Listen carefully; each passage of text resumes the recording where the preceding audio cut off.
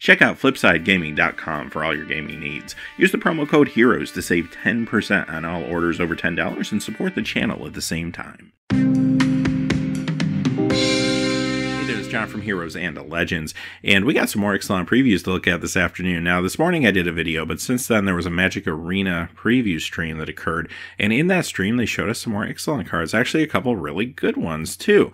So I just wanted to catch you up and let you see what was revealed in the stream. Now, I am going to do a separate video where I talk about Magic Arena and my thoughts on what I saw in the stream, but I figured that might not be the same group of people interested in the Ixalan cards, so I want to separate them out. Quickly, before we get started, I don't want to waste too much time, so check the description down below. You'll find a few ways to help support the channel. That's always appreciated.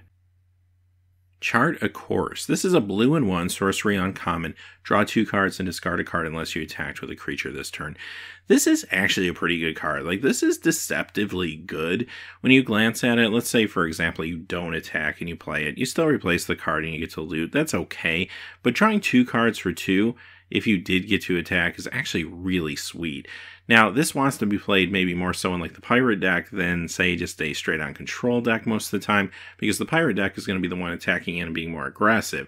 So that's where this card gets really interesting, and I think because of that, it could actually see standard play. In Limited, this is a good card for you too. Maybe not first pick or second pick always necessarily, but a card that you can pick up higher to middle point of the pack, and it's going to be good for you. It's a little counterintuitive to see this on a blue card, but again, because of Grixis Pirates, it's going to completely make sense, and you'll be really happy to run it. And you got to remember too, most of the times, Limited decks are pretty creature heavy anyway, so there's going to be a fair amount of time where you're going to be able to draw 2 for 2 off this card, and when you can't, it's not the end of the world either. So really good card. I was impressed by this one. Skittering Heartstopper. Black, insect, common, 1/2. Pay black, and this gains Death Touch to end a turn. Just another limited run-of-the-mill card. I mean, I typically like my Death Touch creatures, like these small ones that cost 1 or 2. I'm not super excited that I have to turn on the Death Touch ability, but it's also not a deal breaker for me. I'm not always going to run this, but a lot of decks I am. It does slow down the game nicely. It's very defensive, lets you play a little more methodical. And if I'm trying to build into something bigger maybe, or even work out a Pirate Tribe strategy or something like that, this could be a good early drop for me. So yeah, I'm usually happy to run these, but again, it's nothing I'm picking super early or anything like that in the draft. Otepec Huntmaster. This one costs a red and 1. It's a human shaman. It's uncommon, 1/2. Dinosaur spells you cast cost 1 less, and you can tap and target dinosaur gains haste till end of turn. Okay, I really like this card, and not because it's a 1/2 creature, but because it makes my dinosaurs cheaper and it gives them haste. That's super sweet. So for limited purposes first, yes, this is a great card if you have dinosaurs, of course, to back it up.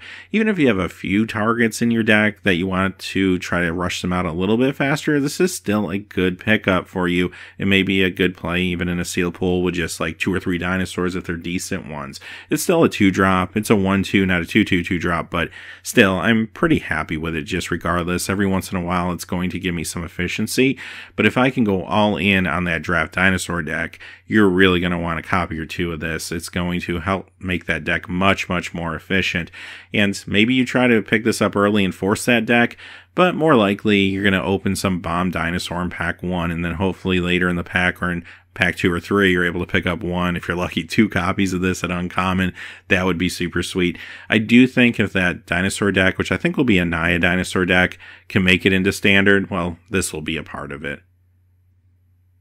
Commune with Dinosaurs. Speaking of cards that could make that Naya dinosaur deck standard viable, this costs a green. It's a sorcery common. Look at the top 5 cards of your library.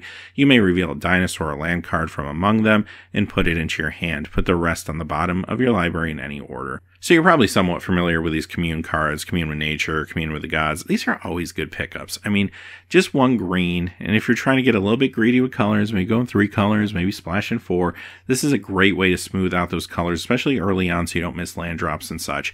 And beyond that, later in the game when you're not as concerned about your mana base, hopefully you'll be able to pull a dinosaur with this. I mean, fingers crossed. Won't always hit, but usually you'll at least hit the land, so you'll get something out of it a very high percentage of the time.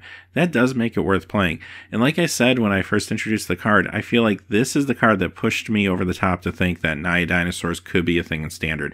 It was desperately lacking something to smooth the deck out.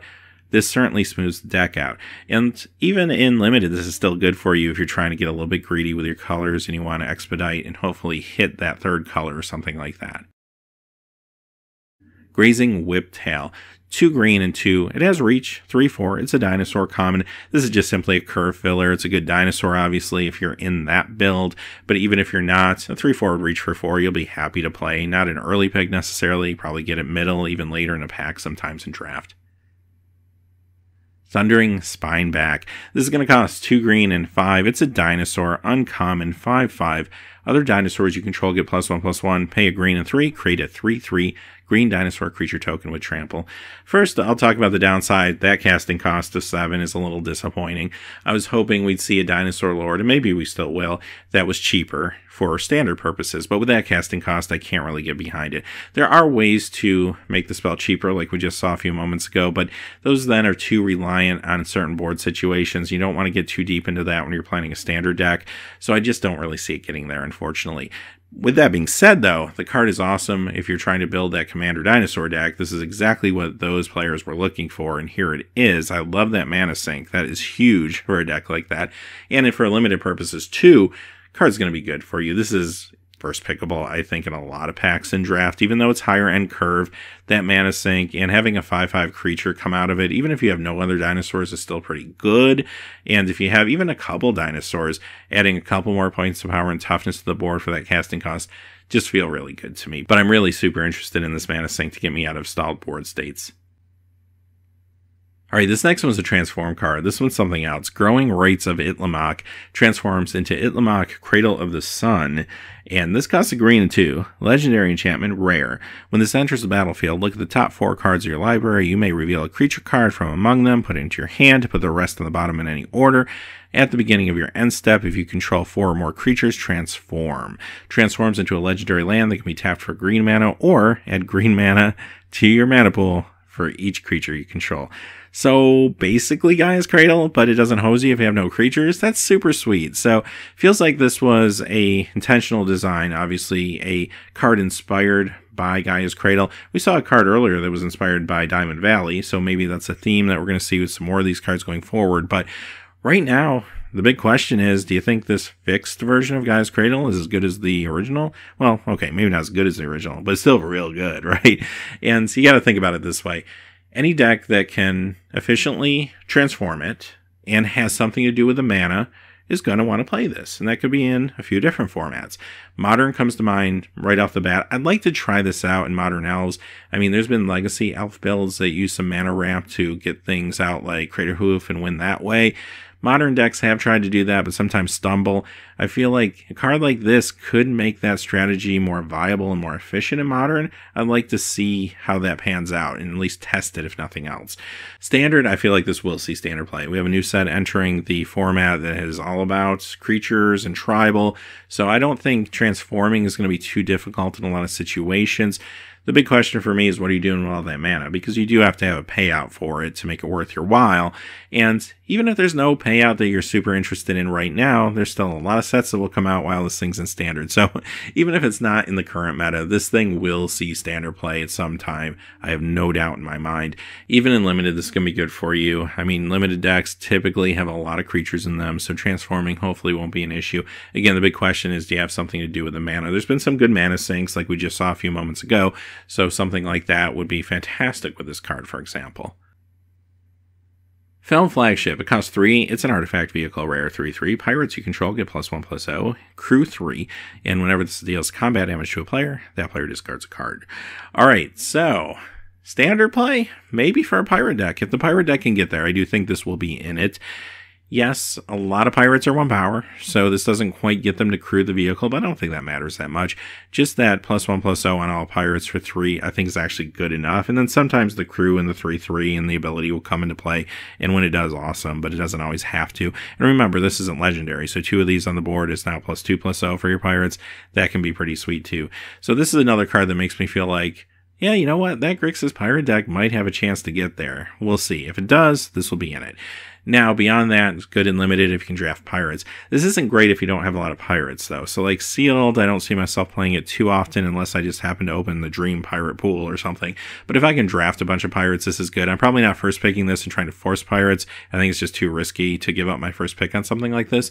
But if I have a fair amount of pirates in pack 2, or by pack 3 I feel pretty confident I'm going down the pirate road, then okay, yeah, I can pick this up and it'll be really good for me. I'll be real happy to have it at that point. So yeah, it's a little situational, sure, but it can be a good card in a lot of decks. Alright, with that being said, those are the cards for today. So, pretty exciting stuff. The news will keep on coming. I'll do a video a little bit later today where we talk about Magic Arena. I'm going to give you my thoughts on that. But until next time, hey, thanks for watching. Please remember to like and subscribe, and have a great day.